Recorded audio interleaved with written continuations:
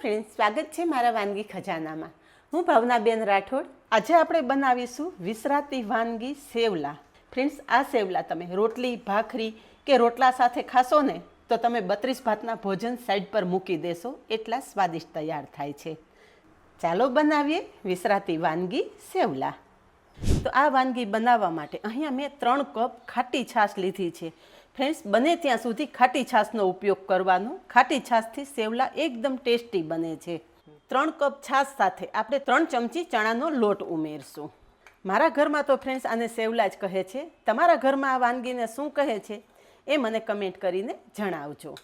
એક વખત આ વાનગી બનાવી લીધી ને તો ઘરના બધા વાનગીના ફેન થઈ જશે. હવે ચણાનો લોટ છાશ સાથે એકદમ સરસ મિક્સ કરી લેશું. ગામડામાં તો આ વાનગી અવારનવાર બનતી હોય છે. અહીંયા લોટ બધો છાશ સાથે એકદમ સરસ મિક્સ થઈ ગયો છે. હવે છાશ સાથે જ સ્વાદ પ્રમાણે મીઠું ઉમેરશું, અડધી ચમચી હળદર અને 2 ચમચી આદુ, મરચાં અને લસણની પેસ્ટ ઉમેરશું. જેમાં મેં 3 લીલા મરચાં, 8 થી 10 લસણની કળી અને 1 ટુકડો આદુનો લીધેલો. તમે લસણ ના ખાતા હોય તો સ્કીપ કરી શકો છો, પણ ખાતા હોય તો જરૂર ઉમેરજો. બધી જ સામગ્રી આપણે છાશ સાથે એકદમ સરસ મિક્સ કરી દીધી છે. બનાવેલું બેટર સાઈડ પર રાખી દેશું. અહીં આપણું બેટર તૈયાર થઈ ગયું છે. હવે વઘાર કરી લઈએ. વઘાર કરવા માટે ગેસ પર કડાઈમાં 2 ટેબલ સ્પૂન જેટલું તેલ ઉમેરશું. તેલ ગરમ થાય એટલે અડધી ચમચી રાઈ જીરું અને સાથે 1/4 ટીસ્પૂન જેટલી સૂકી મેથી ઉમેરશું. રાઈ, મેથી, જીરું સરસ ફૂટી જાય ને એટલે થોડા ખડા મસાલા ઉમેરશું. જેમાં ચક્રફૂલ, 3 થી 4 ટુકડા તજના, 4 લવિંગ, 2 સૂકા મરચાં અને 1 તમાલપત્ર લીધેલું છે. ખડા મસાલા પણ ઉમેરી દઈએ. ખડા મસાલા પણ આપણે વઘાર સાથે સરસથી સાંતળી લઈએ, જેથી ફ્લેવરફુલ આપણા સેવલા તૈયાર થાય. અહીંયા ખડા મસાલા પણ સરસ કકડી ગયા છે. તો ચપટી હિંગ ઉમેરશું અને સાથે 7 થી 8 મીઠા લીમડાના પાન પણ ઉમેરી દઈશું. બધું સરસ કકડી જાય ને એટલે અહીંયા 2 મીડિયમ સાઇઝની ડુંગળી એકદમ બારીક ચોપ કરીને લીધેલી છે એ ઉમેરી દઈશું. ડુંગળી પણ વઘાર સાથે સરસ સાંતળી લેશું. ફ્રેન્ડ્સ, આ સેવલામાં આપણે લસણ ડુંગળી બંનેનો ઉપયોગ કરેલો છે, પણ જો તમે લસણ ડુંગળી ના ખાતા હોય તો સ્કીપ કરી શકો છો. ડુંગળીનો કાચો સ્વાદ જતો રહે ને ત્યાં સુધી આપણે ડુંગળીને સાંતળી લેવાની છે. ડુંગળી સાથે ચપટી જેટલું જ મીઠું ઉમેરશું. ધ્યાન રાખવાનું છે, આપણે બેટર સાથે મીઠું ઉમેરેલું છે એટલે ડુંગળીમાં મીઠું જાળવીને ઉમેરવાનું. ચપટી જેટલું મીઠું ઉમેરશો ને એટલે ડુંગળી તમારી ઝડપથી સોફ્ટ થઈ જશે. 1-2 મિનિટ પછી જોઈએ ને તો અહીંયા તમે જુઓ કે ડુંગળીનો કલર ચેન્જ થઈ ગયો છે અને ડુંગળી એકદમ સોફ્ટ પણ થઈ ગઈ છે. હવે જે આપણે છાશનું બેટર બનાવીને રાખેલું છે ને એમાં એક વખત આ રીતે ચમચો ફેરવી લેશું, જેથી ચણાનો લોટ જો તળિયે બેસી ગયો હોય ને તો આપણું બેટર પરફેક્ટ તૈયાર થઈ જાય. અને બસ તરત જ તૈયાર કરેલું બેટર આપણે કડાઈમાં ઉમેરી દઈશું. બેટર કડાઈમાં ઉમેર્યા પછી થોડીવાર આપણે આ રીતે સતત ચલાવતું રહેવાનું છે, જેથી છાશ બિલકુલ ફાટે નહીં. હવે ગેસની ફ્લેમ થોડી ફાસ્ટ કરશું, જેથી આપણી છાશ ઝડપથી ઉકળી જાય. અહીંયા 2 થી 3 મિનિટ ફાસ્ટ ગેસની ફ્લેમ પર મેં આ રીતે મિશ્રણને સતત ચલાવીએ રાખ્યું. અહીંયા તમે જુઓ કે એકદમ પરફેક્ટ આપણું મિશ્રણ ઉકળવા માંડ્યું છે. હવે ગેસની ફ્લેમ મીડિયમ કરી દેશું અને આગળની તૈયારી કરી લેશું. અહીંયા મેં 1/2 કપ ચણાનો લોટ લીધો છે. આ ઝીણો લોટ જ લીધેલો છે. હવે લોટ સાથે થોડા બેઝિક મસાલા કરી લઈએ. સ્વાદ પ્રમાણે મીઠું, 1 ચમચી લાલ મરચું, 1 ચમચી ધાણા જીરું, 1/4 ટીસ્પૂન જેટલી હળદર, 1/4 ટીસ્પૂન જેટલી હિંગ અને 2 ચમચી જેટલું તેલ ઉમેરી દઈએ. બધો જ મસાલો હાથેથી લોટ સાથે સારી રીતે મિક્સ કરી દઈએ. મસાલો લોટ સાથે એકદમ સરસ મિક્સ થઈ ગયો છે. થોડું થોડું પાણી ઉમેરતા લોટ બાંધી લઈએ. એકી સાથે પાણી નથી ઉમેરવાનું ફ્રેન્ડ્સ. ચણાના લોટમાં જો તમે એકી સાથે પાણી ઉમેરી દેશું ને તો ચણાનો લોટ છે ને એકદમ ઓછું પાણી એબ્ઝોર્બ કરે છે, એટલે તમારું બેટર કે લોટ બાંધતા હોય એ ઢીલું થઈ જશે. પરિણામે તમારે વધારે લોટ ઉમેરવો પડશે. એટલે થોડું થોડું પાણી ઉમેરતું જવાનું અને લોટ ભેગો કરતું જવાનું. અહીંયા બધું મિક્સ કરી અને મેં મીડિયમ સોફ્ટ લોટ બાંધી લીધો છે. વધારે કઠણ લોટ નથી રાખવાનો, આ રીતે મીડિયમ લોટ રાખવાનો. જુઓ, તમને આ રીતે બતાવી દઉં છું. હવે લેશું આ રીતે સેવ પાડવાનો મશીન. ગાંઠિયાની જે જાળી હોય ને એ ઉમેરી દેશું અને મશીનને તેલથી સરસ ગ્રીસ કરી લેશું. સાઈડમાં પણ સરસ તેલ લગાવી દેવાનું. તૈયાર કરેલો લોટ છે ને સહેજ તેલવાળો હાથ કરી અને ભેગો કરી લેશું, જેથી હાથમાં બિલકુલ ચોંટે નહીં. જુઓ કેટલો સરસ સોફ્ટ લોટ બાંધેલો છે. આવો સરસ લોટ બાંધેલો હોય ને તો તમારી વાનગી પરફેક્ટ જ તૈયાર થાય. આ રીતે આપણે સિલિન્ડર શેપમાં લૂવો કરી અને મશીનમાં મૂકી દેવાનો. તો તૈયાર કરેલો બધો જ લોટ મશીનમાં ભરી દીધો છે. મશીન પેક કરી દઈએ.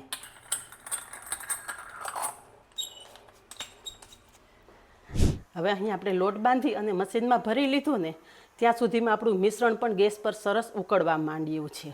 આપણે અત્યારે મશીનનો ઉપયોગ કરી અને ગાંઠિયા પાડશું, પણ જો તમારી પાસે મશીન ના હોય તો ઘરમાં રહેલો આ રીતે જારામાં પણ તમે ગાંઠિયા પાડી શકો છો.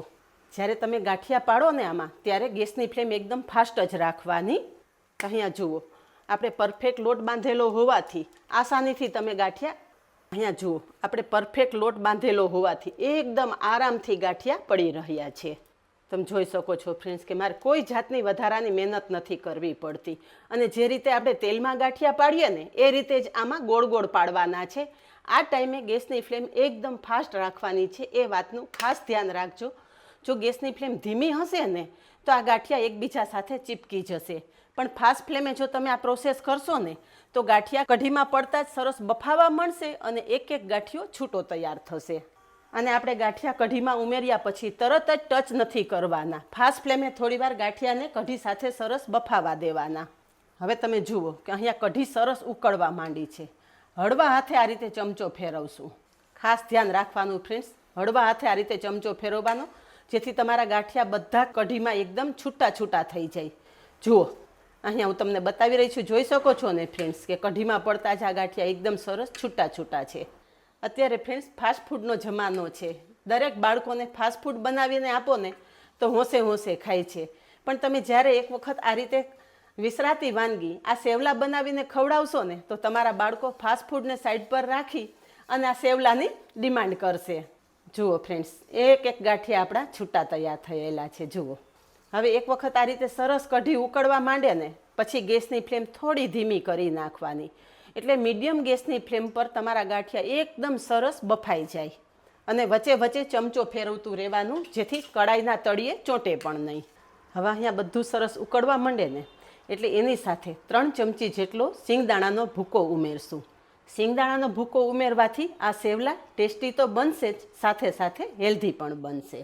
અત્યારે મેં કાચા જ સિંગદાણાનો ભૂકો ઉમેરેલો છે.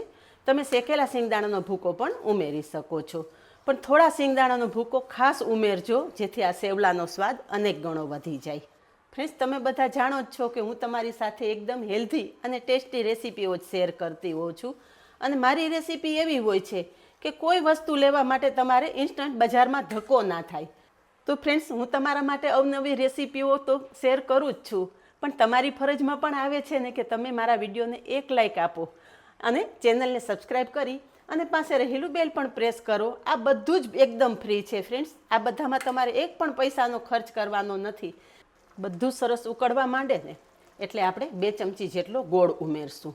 આ સેવલા ખાટા મીઠા બહુ સરસ લાગે છે, એટલે ગોળ પણ ખાસ ઉમેરવાનો.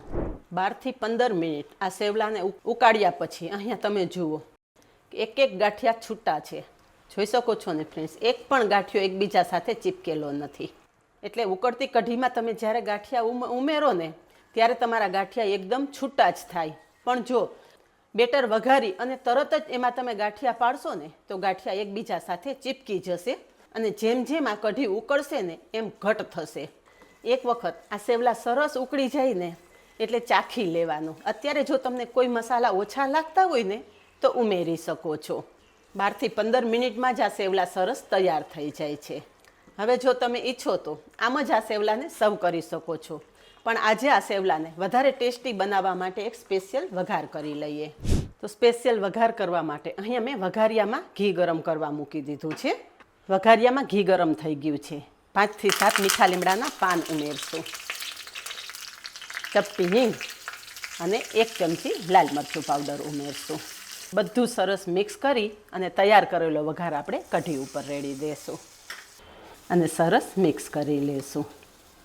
ઉપરથી ફ્રેશ સમારેલી કોથમરી ઉમેરી અને ગાર્નિશ કરશું. તો જોતાં જ ખાવાની ઈચ્છા થઈ જાય ને એવા સેવલા તૈયાર થઈ ગયા છે. વખત આ સેવલા ચોક્કસ બનાવજો અને મને કમેન્ટમાં જણાવજો. ઘરના બધા ખાઈને ખુશ થઈ જશે. આજે બસ આટલું જ. મળીએ નેક્સ્ટ વિડીયોમાં. ત્યાં સુધી બાય. Thank you.